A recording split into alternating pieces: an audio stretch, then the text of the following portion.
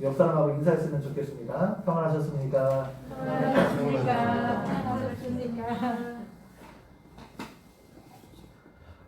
게리 체프먼 박사님이라는 분이 쓰신 책 중에 사랑의 5가지 언어라는 책이 있습니다. 사람들마다 사랑을 받고 있다는 느낌, 그 느끼는 언어가 사람들마다 다르다는 것입니다. 그래서 사람들마다 서로 다른 사랑의 언어를 가지고 있기 때문에 서로 사랑하고 있음에도 불구하고 서로 사랑을 느끼지 못할 수도 있다는 겁니다. 상대방이 어떻게 할 때 사랑을 받고 있다는 것을 느끼는지 그 사랑의 언어를 알아야 상대방에게 내 사랑을 온전히 전달해 줄 수 있다는 말입니다. 자녀를 무척 사랑하는 아버지가 있었습니다. 아버지는 자녀를 무지하게 사랑하지만 그런데 그 자녀는 아버지가 자신을 전혀 사랑하지 않다고 생각할 수 있습니다. 그럼 이유가 무엇입니까? 부모는 자녀를 사랑함에도 불구하고 자녀가 그 부모의 사랑을 전혀 느끼지 못하는 이유가 무엇입니까? 첫 번째로 사랑을 표현하지 않기 때문에 그렇습니다. 아무리 사랑해도 그 사랑을 표현하지 않으면 그 사랑이 전달될 수 없습니다.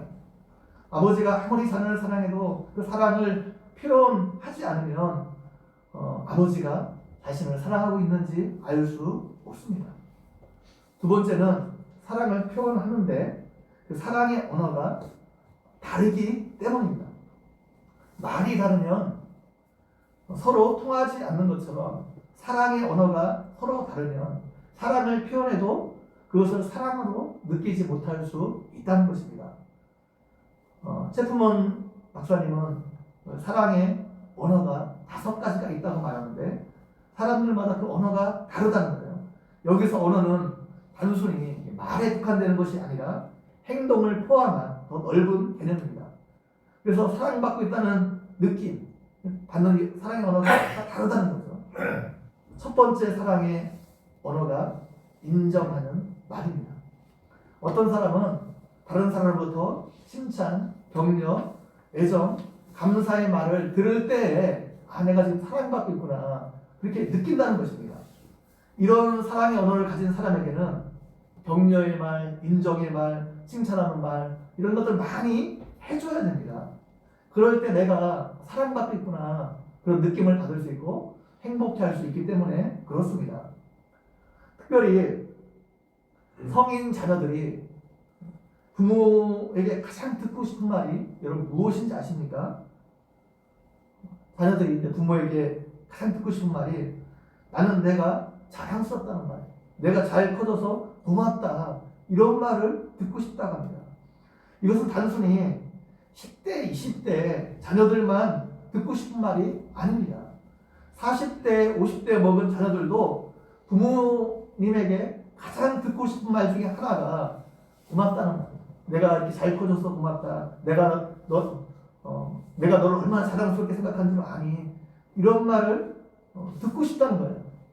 그래서 아무리 사회적으로 성공하고 뭐 그렇게 했을지라도 그 부모님에게 인정받지 못하는 자녀는 약간 그 실패감을 많이 느낀대요.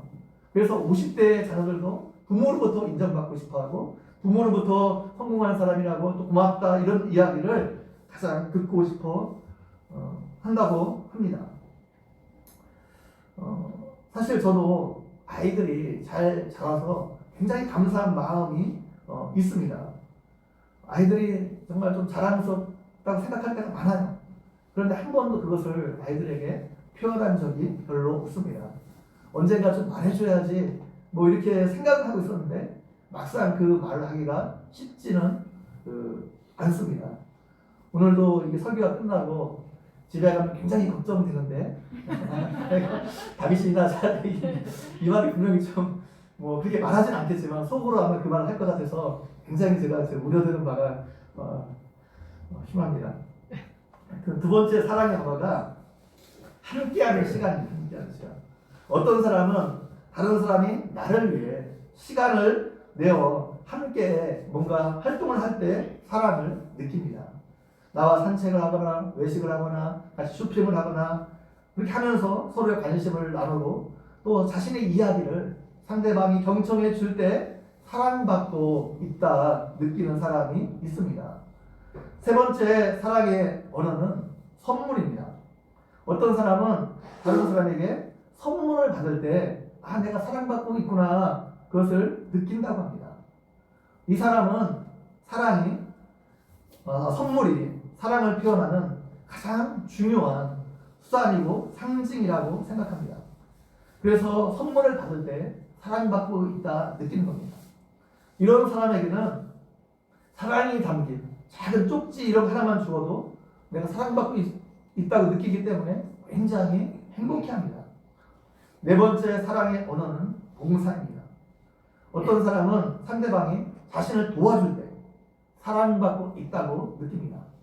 이런 사랑의 언어를 가진 사람이 아내라면 남편이 집안에서 설거지, 청소 이런 집안일을 도와줄 때 남편으로부터 사랑받고 있다 느낍니다.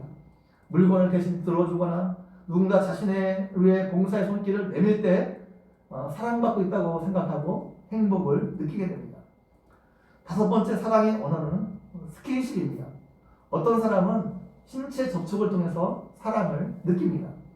이런 사람들은 내가 힘들 때 누군가 와서 손을 잡아주거나 아니면 어깨를 두려주는 것만으로도 큰 위로를 얻을 수 있습니다. 상대방이 머리를 쓰다듬거나 안아주거나 이렇게 할 때 사랑을 받고 있다 느낍니다. 사람들이 이렇게 각기 다른 사랑의 언어를 갖고 있기 때문에 그 사람이 가지고 있는 사랑의 언어를 알고 있으면 그것에 따라서 사랑을 표현하게 되므로 우리 안에 있는 사랑을 더 효과적으로 전달할 수 있다고 합니다.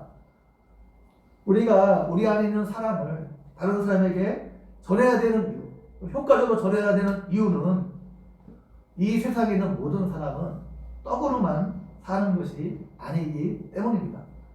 모든 사람은 다른 사람으로부터 내가 사랑받고 있고 인정받고 있고 존중받고 있다고 느낄 때 삶의 행복을 느낄 수 있습니다. 자녀가 부모의 사랑을 느끼고 확신하면 부모님 날 정말 사랑하고 있구나 그걸 확신하면 가정 형편에 상관없이 늘 행복하게 살아갈 수 있습니다. 부부가 배우자의 사랑을 느끼고 확신하게 되면 저 사람이 날 정말 사랑하는구나 그걸 확신하게 되면 늘 느끼게 되면 경제적인 사정에 관계없이 화목하게 살아갈 수 있습니다. 직장인이 상사의 사랑을 느끼고 인정을 받게 되면 조금 이렇게 월급이 적어도 그 직장에 오래 다닐 수 있습니다. 누구나 사람은 내가 사랑받고 있으며 소중한 사람이라는 것이 확인되면 어떻게 해요? 행복한 삶을 살아갈 수 있습니다. 그렇기 때문에 사랑은 반드시 표현되어야 됩니다. 마음으로 사랑하는 것은 이건 사랑이 아닙니다. 그 사랑이 바르게 표현되었을 때 다른 사람에게 힘을 줄 수 있고 위로를 줄 수 있습니다. 우리가 사랑이 표현될 때 다른 사람을 행복하게 할 수 있습니다. 어떤 사람은 사랑하는 것을 꼭 말로 해야 아느냐 이렇게 말하는 사람이 있을 수 있습니다. 여러분 그렇지 않습니다. 표현되지 않는 사랑은 사랑이 아닙니다. 누가 종이 울릴 때까지 종이 아닌 것처럼 사랑은 표현될 때까지 사랑이 아닙니다. 그래서 그 사랑은 어떤 방편으로든지 우리가 표현하면서 살아가야 하는 겁니다. 여러분 이것을 기억하고 여러분의 사랑을 표현하면서 많이 표현하면서 살아가는 여러분 모두가 되기를 주님의 이름으로 축원드립니다. 아멘. 우리가 다른 사람의 사랑을 느끼고 확인하며 살아가는 것도 중요하지만 가장 중요한 사랑의 확인은 나를 향한 하나님의 사랑을 확신하며 느끼며 살아가는 것입니다. 아멘. 나를 향한 하나님의 사랑이 확신되면 확인되면 느껴지면 이 땅에서 우리가 어떤 고난을 당해도 그 고난을 넉넉하게 이길 수 있습니다. 내가 아무리 중병에 걸려서도 하나님의 사랑이 느껴지고 하나님의 사랑이 확신되어지면 그 병을 넉넉히 이겨나갈 수 있습니다. 내가 실패하고 좀 넘어져도 하나님께서 나를 사랑하신다는 좀 확신이 있으면 그 사랑을 받고 있으면 언제든지 다시 일어설 수 있습니다. 하나님께서 나를 사랑하신다는 이것이 확신되어지면 느껴지면 어떻게 해요? 우리에게 어떤 사명이 주어져도 그 사명을 넉넉하게 감당해 나갈 수 있습니다. 아멘. 반면 하나님께서 나를 사랑하신다는 확신이 부족하게 되면 이 사랑이 잘 느껴지지 않으면 어떻게 해요?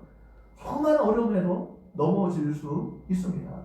조그만 어려움에도 하나님을 원망하고 환경을 원망하고 불평할 수 있어요. 자꾸 하나님을 의심하게 됩니다. 그래서 신앙생활에서 가장 중요한 것 중에 하나가 하나님의 사랑을 확신하고 하나님의 사랑을 늘 느끼며 살아가는 겁니다. 지금 내가 하나님의 사랑을 받고 있다는 확신 가운데 살아가는 것입니다. 그렇다면 하나님께서 나를 사랑하신다는 확신을 언제 가질 수 있습니까? 어떻게 그것을 가질 수 있습니까? 하나님께서 지금도 나를 사랑하신다는 것 어떻게 우리가 확신할 수 있습니까? 대부분의 사람들은 내가 원하는 일들이 이루어질 때, 내가 계획한 것들이 이루어질 때, 혹은 내가 하나님께 기도한 것들이 응답되어질 때 하나님께서 나를 사랑하신다 느낍니다. 나의 소원하는 일이 이루어지고 그럴 때 하나님 나를 정말 사랑하신다는 느낌을 받습니다. 자녀들이 잘 되고 내가 하는 사업이 형통하고 이럴 때 하나님께 나를 사랑하신다 그런 느낌을 받게 됩니다. 저도 모든 일들이 잘 되어지고 내가 계획한 대로 내가 원하는 대로 이루어질 때 하나님이 정말 나를 사랑하시는구나, 나를 인도하고 계시구나, 그런 것들을 느낄 때가 많습니다. 그런데 이것의 문제점이 무엇입니까? 내가 원하는 것이 이루어지지 않을 때 하나님의 사랑이 변했다고 생각할 때가 많습니다. 내가 원하는 대로 일들이 잘 풀리지 않을 때 하나님 나를 더 이상 사랑하지 않는다 생각할 수 있다는 겁니다. 예전에 휴대폰 광고 카피 중에 사랑은 움직이는 거야, 굉장히 오래된 그 광고 같은데 그런 그 말이 유행한 적이 있습니다. 사람의 사랑은 움직일 수 있어요. 사람의 사랑은 변할 수 있다는 겁니다.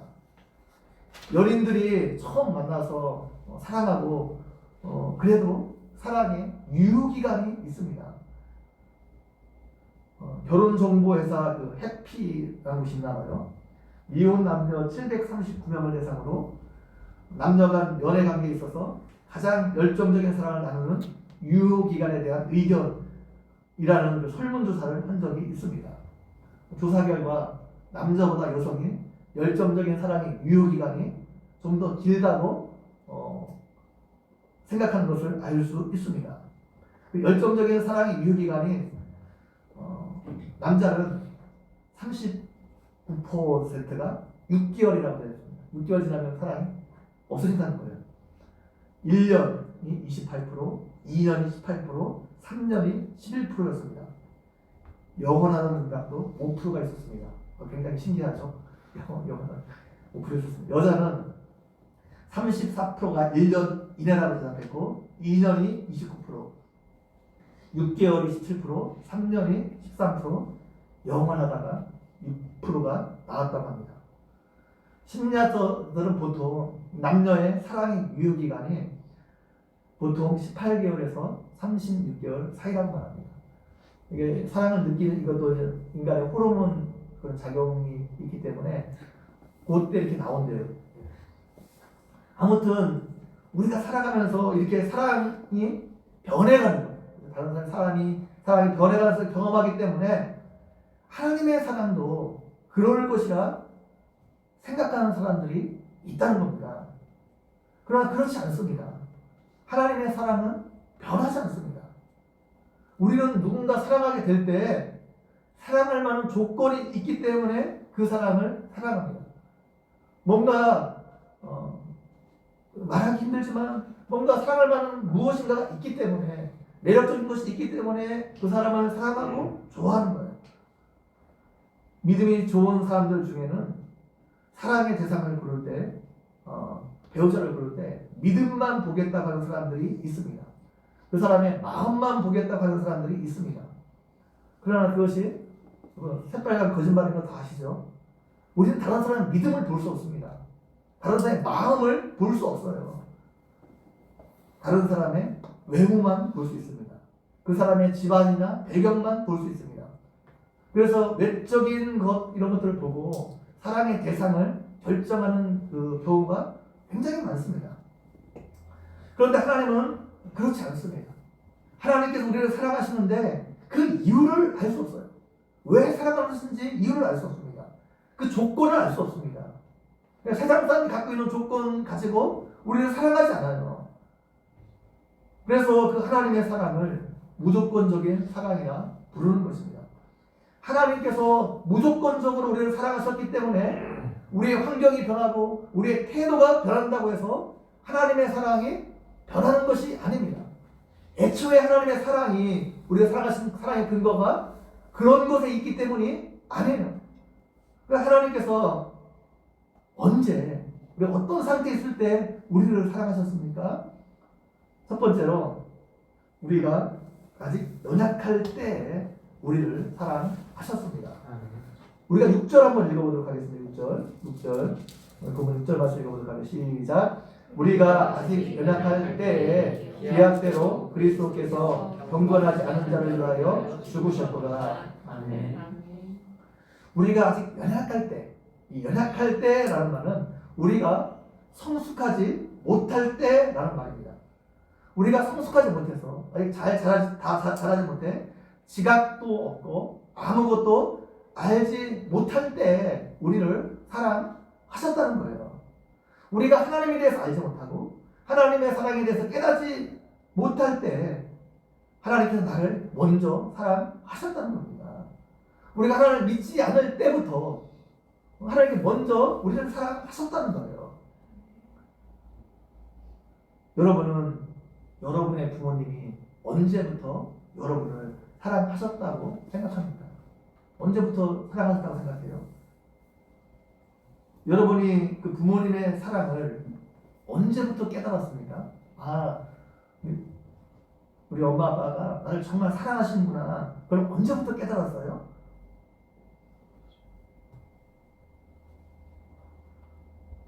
여러분의 부모님이 여러분이 어머니 뱃속에 있을 때부터 사랑하셨습니다. 여러분의 큰 사랑을 베풀어 주셨음에도 불구하고 뱃속에 있을 때부터 큰 사랑을 베풀어 주셨음에도 불구하고 여러분이 그것을 알지 못할 수 있습니다. 그러니까 여러분이 부모님을 사랑하기 훨씬 전부터 여러분의 부모님이 여러분을 사랑하셨습니다. 여러분 중에 여러분의 부모님이 여러분이 어렸을 때 어떻게 사랑하셨는지 아는 사람 있습니까? 2살 때 어떻게 사랑하셨는지 아는 사람 있어요? 아무도 없을 겁니다. 여자가 아이를 임신하게 되면 제대로 먹지 못합니다. 이텁하게 되면 냄새도 맡지 못합니다. 아이를 가질 때도 힘이 들지만 아이가 태어나면 더 힘듭니다. 잠을 제대로 자지 못합니다. 자녀를 향한 부모의 가장 극진한 사랑과 보살핌은 보통 5살 이전에 있었습니다. 그런 부모의 극진한 사랑과 보살핌이 있었기 때문에 오늘 여러분이 이 자리에 존재할 수 있었던 거예요. 그럼 부모님의 사랑이 없었다면 이 자리에 있을 수 없어요. 여러분이 알지 못하지만, 여러분이 깨닫지 못하지만, 기억나지 않지만 그런 부모님의 사랑과 관심과 보살핌이 있었기 때문에 여러분이 오늘날 존재할 수 있었고 이 자리에 있을 수 있는 것입니다. 그런데도 여기 있는 그 젊은 학생들이나 청년들 중에는 부모님의 사랑을 의심할 때가 있을 수 있습니다. 정말 그 부모님 나를 사랑하시는가? 그런 의심이 들 수 있어요. 여러분 언제 그런 부모의 사랑에 대해서 의심하게 됩니까? 내가 원하는 것을 부모님이 들어주지 않을 때입니다. 내가 원하는 것 부모님이 들어주지 않으면 부모님이 나를 사랑하지 않는다고 생각합니다. 자신은 부모의 사랑을 한 번도 받은 적이 없다고 생각합니다. 그러나 여러분 그렇지 않죠. 여러분의 부모님이 여러분을 사랑하지만 그 사랑을 깨닫지 못하고 있을 뿐입니다. 아직 여러분이 어리고 성숙하지 못해서 그 사랑을 깨닫지 못하고 있을 뿐입니다. 저도 어렸을 때는 어떤 부모님의 사랑에 대해서 그걸 깨닫지 못했죠. 대학을 다닐 때 학비를 받는 건 당연하다고 생각했습니다. 부모니까 당연히 해줘야지. 그렇게 생각했어요. 그러나 지금은 그것이 얼마나 힘든 일인지 잘 알고 있습니다. 제가 자녀를 키우면서 그것이 당연하지 않다는 것들을 정말 실감하고 있어요. 때로는 시골에서 그렇게 그 학비를 대면서 얼마나 힘드셨을까 그런 생각도 해봅니다. 해주고 싶은 것이 정말 많은데 해주지 못할 때 어떤 부모의 심정이 어떨까 그런 생각들도 참 많이 해보게 됩니다. 조금 지난 이야기인데 딸 아이가 말을 잘 안 들었을 때 시집 가서 너 같은 딸 낳았으면 좋겠다 농담을 한 적이 있습니다.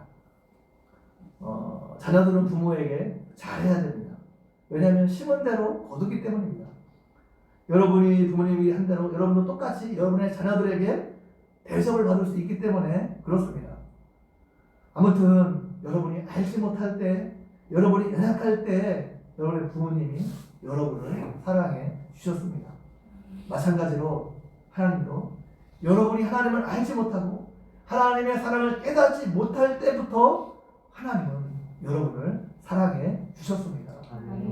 여러분의 어머니 뱃속에 있기 전부터 하나님께서 여러분을 사랑하셨대요. 아니 성경에 보니까 태초 전부터 영원 전부터 여러분을 사랑하셨다 말하고 있습니다.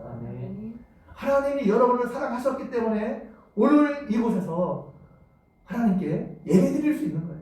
이게 다 하나님의 사랑의 결과입니다. 두 번째로 하나님은 우리가 죄인 되었을 때 사랑하셨다 말하고 있습니다.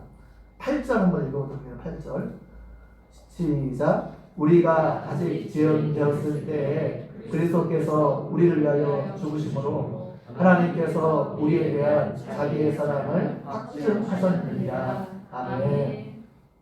하나님께서 우리가 죄인 되었을 때 사랑하셨다 말하고 있습니다. 내가 거룩했기 때문에 뭔가 의로웠기 때문에 나를 사랑하는 것이 아니라 죄인 되었을 때부터 사랑하셨다는 거예요. 옷에 더러운 오물이 묻어있는 사람, 똥이나 자기가 토한 것, 많이 더러운 것들 더덕더덕 묻어있는 사람을 보면은 그러면 그 사람이 나한테 가까이 오는 거 원하는 사람 아무도 없을 겁니다. 활성화했다는지 멀리 떨어지기를 원할 거예요. 근데 여러분 그런 사람을 사랑할 수 있어요? 정말 사람 같지도 않은 사람 있잖아요. 보면은 길 가다 보면 그런 사람들 많이 있잖아요. 근데 그런 사람을 우리가 사랑할 수 있습니까? 그런데 하나님은 우리가 영적으로 그런 상태에 있을 때 우리를 사랑하셨다는 거예요. 아멘. 사랑하셨다는 거예요. 우리가 죄인 됐을 때 하나님께서 사랑하셨습니다. 세 번째로 하나님은 우리가 원수 되었을 때 사랑하셨습니다. 10절 한번 읽어보자고. 10절 같이 읽어. 10절 시작. 곧 우리가 원수 되었을 때 그의 아들의 죽으심으로 말미암아 하나님과 화목하게 되었은즉 화목하게 된 자로서는 더욱 그의 사랑하심으로 말미암아 구원을 받은 것입니다. 아멘. 우리가 원수 되었을 때 하나님이 우리를 사랑하셨습니다. 원수는 나를 가장 힘들게 하고 나를 괴롭히는 사람이에요. 여러분 중에는 원수가 틀림없이 있겠죠. 여러분을 힘들게 하고 여러분을 괴롭히는 사람들이 있을 겁니다. 원수가 뭐예요? 어떻게 해서든지 나를 파멸시키려 하고 나를 못살게 굴고 나를 잘 되지 못하게 하는 게 원수입니다. 원수. 우리가 하나님과 원수 되었을 때 하나님께서 우리를 사랑하셨대요. 우리가 하나님 욕되게 하고 하나님을 대적하며 살아갈 때에도 하나님께서 나를 사랑하셨다는 겁니다. 내가 예수를 믿기 전에 하나님을 욕되게 하고 하나님께 도전할 때도 하나님께서 나를 사랑하셨습니다. 그렇기 때문에 우리를 향한 하나님의 사랑은 절대 변하지 않습니다. 변하지 않아요. 우리가 연약할 때 사랑하셨고 죄인 되었을 때 원수 되었을 때 하나님께서 사랑하셨기 때문에 우리의 모습에 따라 하나님의 사랑이 변하지 않습니다. 우리의 환경이나 태도에 따라 변하지 않아요. 여러분이 하나님의 사랑을 받기 위해서 더 할 수 있는 일은 아무것도 없습니다. 내가 신앙생활을 잘하느냐 못하느냐가 하나님의 사랑에, 우리를 향한 하나님의 사랑에 영향을 미치지 않습니다. 내가 죄를 지으면 하나님이 나를 사랑하지 않고 내가 의로우면 하나님이 나를 사랑하시겠지, 더 사랑하시겠지, 이 생각은 잘못된 생각입니다. 물론 우리가 말씀대로 순종하고 의로운 삶을 살면 하나님이 기뻐하실 겁니다. 기뻐하시죠. 근데 우리가 뭔가 잘못된 삶을 살게 되면 그것 때문에 하나님이 슬퍼하시죠. 화가 나실 겁니다. 그렇다고 해서 하나님의 사랑이 변하는 것이 아닙니다. 하나님이 그것 때문에 우리를 사랑한 것이 아니기 때문입니다. 자녀가 출세하면 더 사랑하고 자녀가 실패하면 덜 사랑하는 것이 아니에요. 부모의 사랑도 그렇게 변하지 않습니다. 여러분의 자녀 중에 결혼해서 모든 것이 잘 되고 부족함 없이 경제적으로 풍요로운 삶을 사는 자녀가 있고 또 좀 경제적으로 실패해서 좀 어렵게 사는 자녀가 있어요. 그럼 부모의 마음이 어디에 가 있을까요? 더 생각나는 자녀는 어떤 생각이 더 잘 나요? 성공하고 아무것도 부족함 없는 자녀를 늘 생각합니까? 아니면 실패해서 힘들고 어렵게 살아가는 그 자녀를 부모가 더 생각합니까? 그리고 하나님도 부모가 있잖아요. 힘들게 사는 자녀에게 더 마음이 갈 거예요. 더 애절하고 더 생각하고 그럴 겁니다. 이것이 하나님의 마음이에요. 하나님의 마음. 우리가 물론 하나님의 뜻대로 합당한 삶을 살아가야 합니다. 그렇다고 그것에 의해서 하나님의 사랑이 좌우되는 것이 아님을 우리는 기억해야 합니다. 하나님의 사랑이 변치 않음을 기억해야 합니다. 하나님이 우리를 사랑하시는데 그렇다면 어떤 사랑으로 우리를 사랑하셨습니까? 자기 아들을 우리를 위해서 죽게 하셨습니다. 그것도 십자가에 비참하게 죽게 하셨습니다. 5장에서 이것을 계속해서 반복하고 있어요. 6절에서는 어떻게 해요? 그리스도께서 경건하지 않은 자를 위해서 죽으셨다 말하고 있습니다.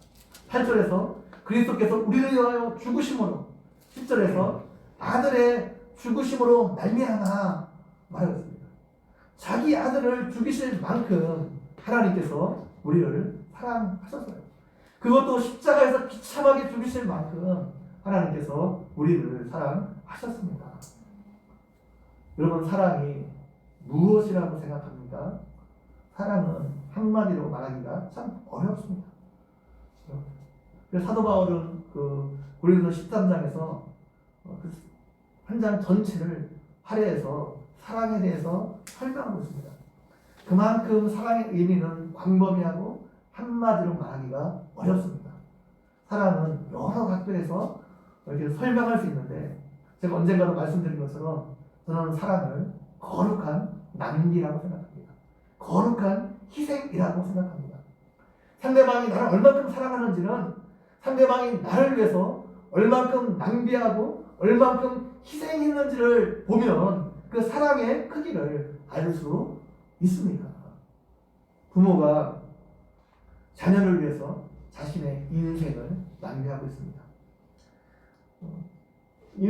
자신의 인생의 모든 것들을 자녀를 위해서 쏟아붓고 있습니다. 자신의 시간과 자신의 돈과 자신의 모든 에너지를 자녀를 위해서 쏟아붓고 있습니다. 왜 그렇게 합니까? 자녀를 사랑하기 때문입니다.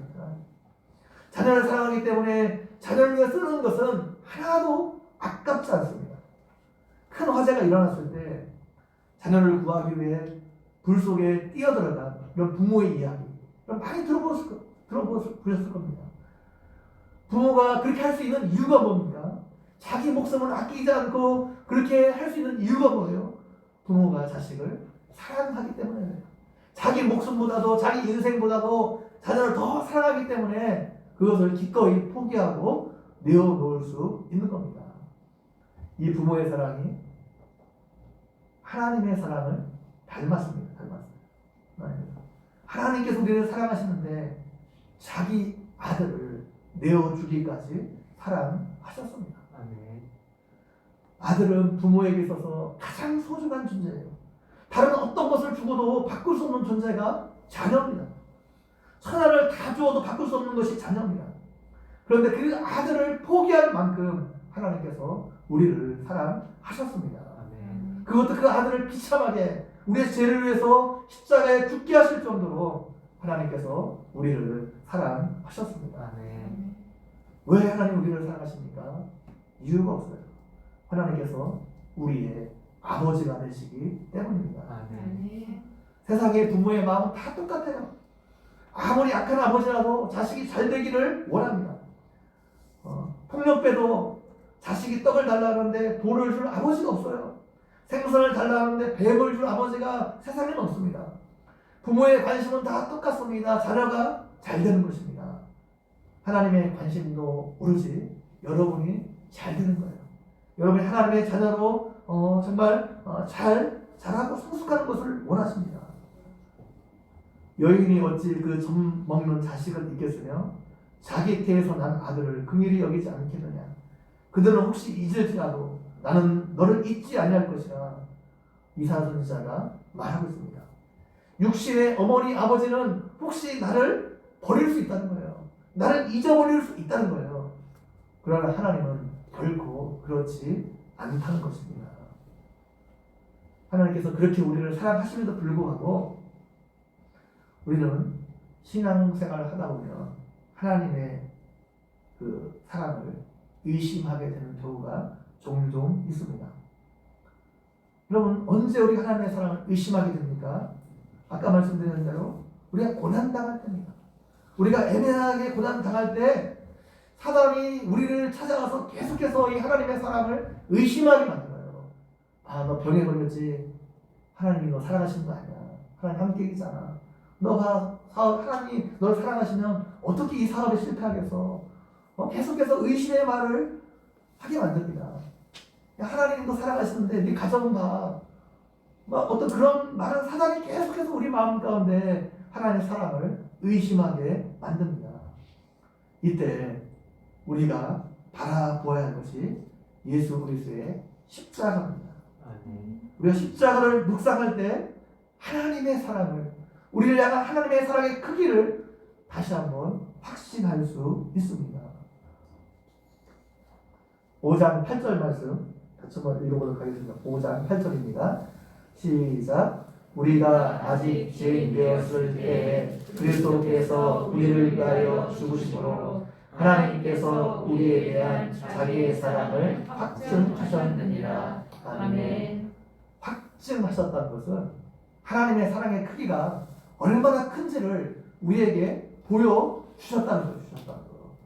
이 확증하셨다는 말, 우리말로 과거형으로 되어 있잖아요. 근데 헬라어 원문에는 이것이 현재형으로 되어 있습니다. 하나님께서 그 하나님의 사랑이 얼마나 큰지를 예수 그리스도의 그 십자가로 확증하셨는데 이 하나님의 사랑을 2000년 전에 과거에 한 번만 확증한 것이 아니라는 거예요. 현재에도 지금 계속해서 하나님의 사랑을 예수 그리스도의 십자가로 확증하고 있다는 겁니다. 이 현재라는 말은 과거, 현재, 미래를 모두 포함하고 있는 말입니다. 어제는 어제의 현재죠. 현재는 말 그대로 현재죠. 내일은 내일의 현재가 될 것입니다.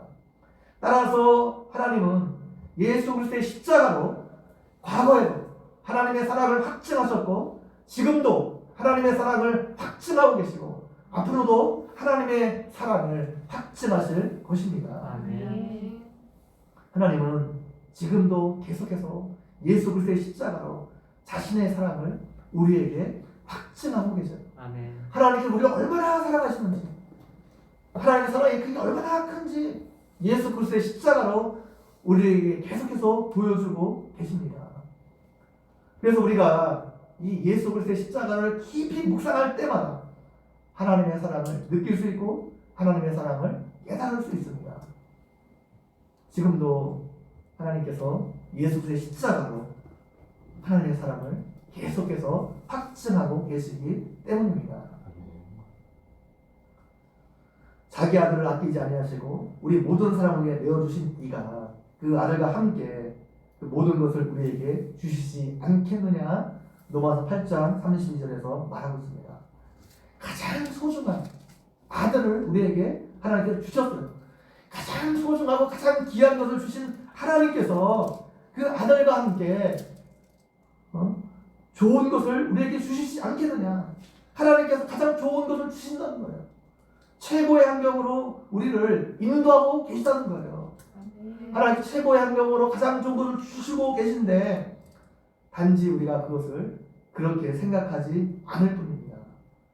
근데 하나님의 사랑을 깨달은 사람은 지금 나에게 주신 환경 이런 모든 것들이 하나님께서 정말 최고의 것으로 주신 것을 깨닫게 되고 고백할 수 있다는 것입니다.